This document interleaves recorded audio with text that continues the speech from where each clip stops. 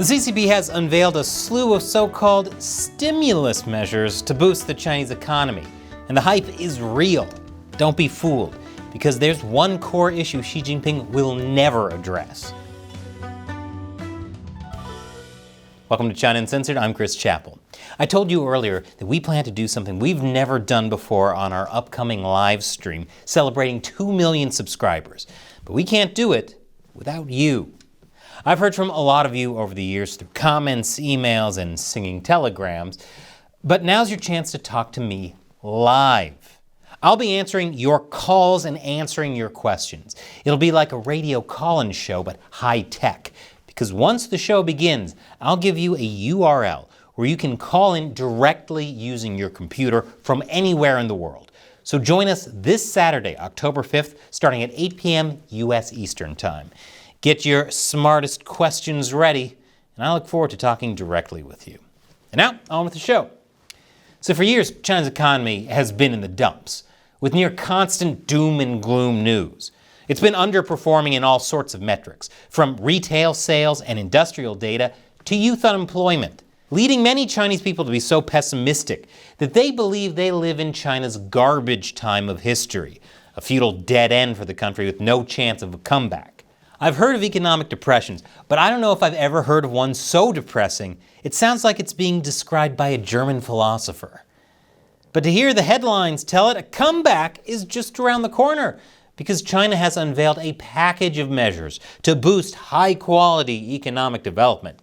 A policy bazooka to boost the economy. I guess it's nice to hear China and bazooka in the same story without it involving Taiwan.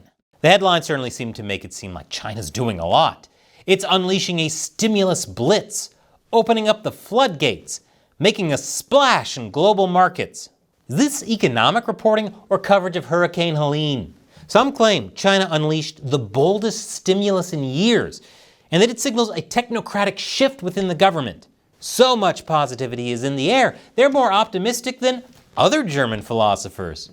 Germany produced a lot of philosophers, which I talk about on my gaming/philosophy channel. I'll leave a link to that below.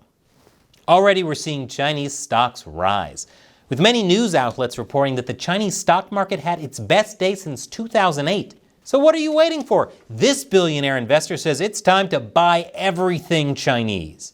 But before you do that, you might want to ask, what exactly is getting people so excited? China has announced a lot of measures, and it's not all it's hyped up to be. Let me give you a quick rundown. China's central bank is cutting interest rates, the amount needed for mortgage down payments, and the amount of cash that commercial banks are required to hold in reserve. It's also allowing commercial banks to use more money to help state-owned enterprises acquire unsold condos. Meanwhile, 3 of China's largest cities removed home buying restrictions. So basically, the government is buying up everything. That'll end well. The goal of all this is to address China's real estate crisis by encouraging people to buy property, especially as investments, by throwing money at it, which is basically just re-inflating the debt-fueled property bubble that started the problem in the first place. On top of all this, China is weighing whether to inject up to $142 billion of capital into its top banks to ensure they can keep lending. This would mainly come from new special sovereign bonds.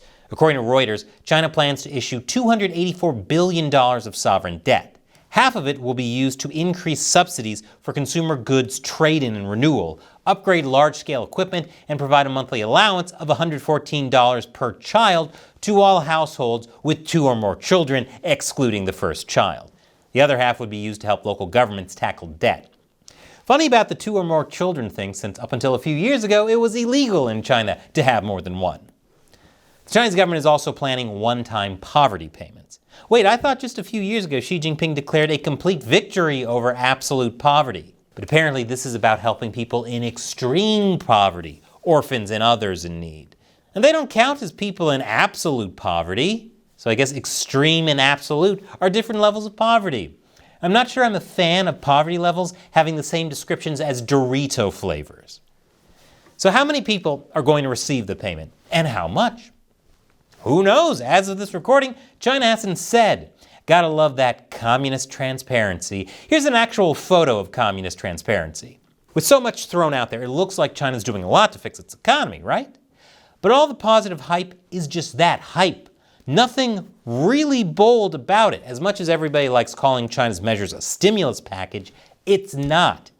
Christopher Balding, an expert on Chinese economics, points out, it's not a stimulus package. They've done almost all of this before, and most of the spending goes to patching, not stimulus.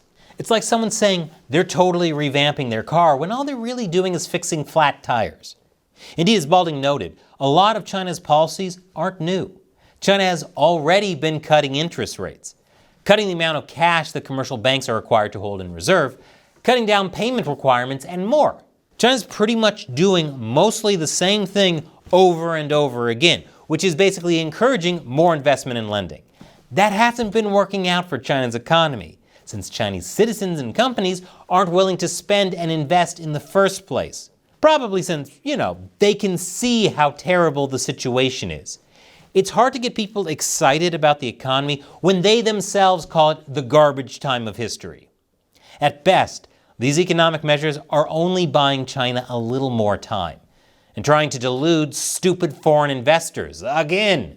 In the grand scheme of things, China's entire economic package is less about actually stimulating the economy and more about patching a sinking ship. And friends, they're running out of patching. If China really wanted stimulation, it would undo much of what Xi Jinping has been seeking ever since he came to power, namely increasing state control. And as far as I can tell, that's not in Xi's agenda. So essentially, they're trying to stop a boat from sinking, but they're not allowed to remove the water that's dragging the boat down in the first place. There still remains a lot of issues China has to tackle. China's still reeling from its disastrous real estate crisis, which is fueling economic doubt that prevents people and companies from wanting to invest in anything, including and especially real estate. It's a vicious cycle. On top of that, China has to deal with growing scrutiny from countries catching on to its controversial trade practices. Several years late, but hey, congrats for eventually getting there. China also has to deal with trillions of dollars in hidden debt, which is coming back to bite them. And the solution is more debt? Communists are so predictable. So why is China doing this now? Well, there are many possible reasons. For one, the United States Federal Reserve just slashed interest rates, which could lure investors from China to the US. And with the 75th anniversary of the People's Republic of China coming up, the CCP might need to be seen doing something before local debt crises spiral out of control. The CCP needs people to believe that only it can bring China prosperity. But here at China Uncensored, we expose the true nature of China under the CCP. And to keep exposing the CCP like this, I need your help. Contribute to the show on the crowdfunding website patreon.com/China Uncensored. You can contribute however much you want, and you can even set a monthly limit. So you're only giving just $1 a month to the show. And as a thank you to everyone who contributes, I'll answer a question or comment from one of you at the end of these episodes.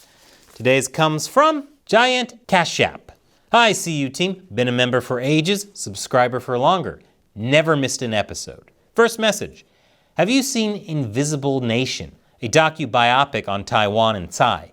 I watched it today and highly recommend it to CU fans. Well, thank you for your longtime viewership and support, Giant. I have not heard of that documentary before, so I'll check it out based on your recommendation, and I figured maybe everyone else watching would like to take it as well. So thank you for watching, and if you want to check out my gaming and philosophy channel, which is absolutely a real thing, click on this video. I think you'll enjoy it.